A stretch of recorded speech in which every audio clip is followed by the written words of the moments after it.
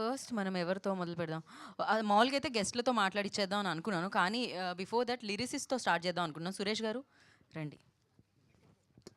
So పాట congratulations for that. ఇప్పుడే launch అయింది.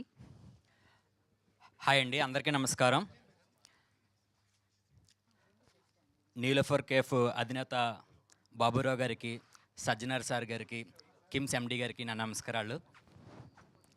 చాయ్ వాలా ఇందులో మొత్తం అన్ని పాటలు నేనే రాశానండి. ఈ అవకాశాన్ని ఇచ్చిన ప్రమోద్ హర్ష గారికి, అలాగే ప్రొడ్యూసర్ గారికి చాలా థ్యాంక్స్ చెప్తున్నాను.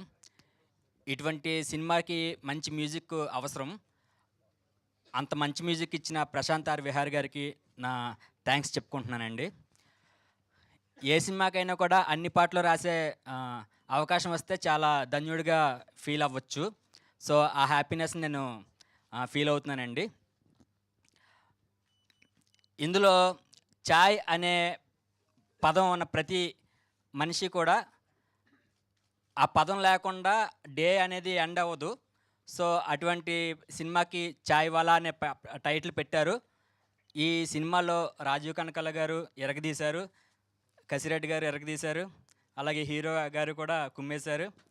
సార్ సాయి శ్రీనివాస్ గారు, నేను మీ ఫ్యాన్ సార్. మంచి మంచి వాక్చాతుర్యం ఉంది మీకు. Thank you sir. ఒక పాట ఇందులో ఇప్పుడు రిలీజ్ అయిన పాటలో 4 ముక్కలు పాడి ముగిస్తాను. చాయ్ వాలా అంటే ఊరుకోను సాలా, 1000 వాలా లాగా పేలిపోతా ఖుల్లా. చాయ్ వాలా అంటే ఊరుకోను సాలా, దిల్దారు వాలా అంటే మెచ్చుకుంటా చాలా చాలా. Thank you all.